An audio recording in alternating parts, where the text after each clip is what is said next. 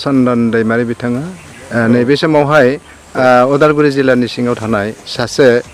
फोरोंगिरि गोनोखो आयदानि आरो गोनोखो आयदानि फोरोंगिरि हिसाबै बिथाङा फोरोंगिरिल' खामानि मावनानै मुखुब जाना थायाखै बिथाङा जोंनि थाखाय दिन्थिलांनाय सासे दिन्थिगिरि होनना बुंबाबो गोरोन्थि जानाय नङा मानोना दानि जोलैनि बा गोदान जोलैनि जा लाइमोन बे लाइमोनफोरखौ फोरोंलांनायनि मोनसे उफेरा आबाद मोनसे खालामदों बिथाङा बे आबादनि मुङानो जाहैबाय ड्रागन फ्रुइट जाय ड्रागन फ्रुइटआ दिनै बुहुमनाङैनो बेसेन गोसा मोनसे फिथाइ आरो बे फिथाइनि जा आबाद बे फिथाइनि आबादखौ बिथाङा मावनानै गोबां मुलाम्फा मोनदों नै बिथाङानो जाहैबाय चन्दन दैमारि गेरुवा लाइलांनि गेरुवा गामिनि लाइलाङाव बिथाङा फोरोंगिरि दा बे समावहाय आं बिथांनिफ्राय मोनथिनो लुबैदों बे आबादखौ नोंथाङा बोरैहाय लाबोजेनदोंमोन ओरैनो बे आबादखौ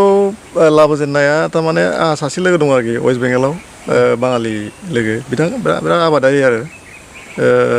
बिथाङा आंनो जिखुनु गोदान गावसिनि देशआवहाय आबाद फैयोबा आंनो इनफरमेसन हरो आरो बेबायदिनो जेब्ला बे ड्रेगन आबादा गावसिनाव मानसिफ्रा गायजेनो ओमफ्राय अब्ला आंनो खिन्थाहरबाय आरोखि बिथाङा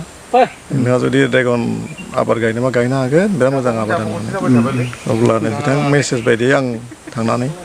लाना फैदों आरोखि गिबि खेबै नोंथाङा फांबेसे लाबोदोंमोन आं फार्स्टआवहाय आं बलेर' गारिजोंहाय 2000 फुलि लाबोदों रिजार्भ लानानै 2000 फुलि लाबोदोंमोन आरो बेनिफ्राय फोलेरा बांदों आरो औ ओमफ्राय जों न'खराव गामियैनो राननानै गायजोब्बाय आरोखि 2000 फुलिखौ दायो नोंथांनाव बेसेबांसो बिगानि ड्रागन आबाद 4.5 बिगानि बारा दं आरो गायथानाया गायबावगोन गायनायनिफ्राय बेसेबां समहालागै नेनांगौ जायो फिथाइ मोननो गायनायनिफ्राय बोसोरसे नांगौ जायो बोसोरसे ओमफ्राय नोंथाङा बे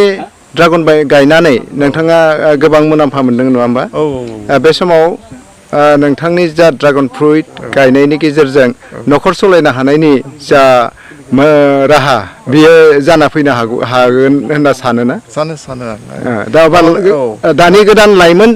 सेंग्रा सिख्लाफोरखौ मा होननानै नोंथाङा खावलायनो नागिरदों आबादनि गेजेरजों नोंथांनि जे ड्रागन आबाद बेनि गेजेरजों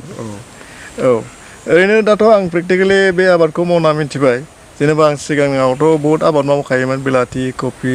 बिदिनो बिनफोरबो गायोमोन आं पानिलाव जिंखाबो गायोमोन आं खिन्थु एसेबां प्रफिट मोनाखैमोन आरो बेफोराव गायनायाव खरसाल' बारा थांबाय थायोमोन खिन्थु थाङै बैग्रि गायबाय बैग्रियावबो आं मुलाम्फाखौनो मोन्दों लस जायाखै बेनि उनाव आरो नैबे ड्रेगन गायलायबाय ड्रेगन गायनायावथ' आं ओमफ्राय साबसिन मोनलायबाय प्रफिटखौ बेलेग बुस्थुफोरखौ फाननानै आबादफोरखौ फाननानै आं सेरसेयाव 350 केजि मोनफेराखैमोन आं हमना ला बिलाथिफोरखौबो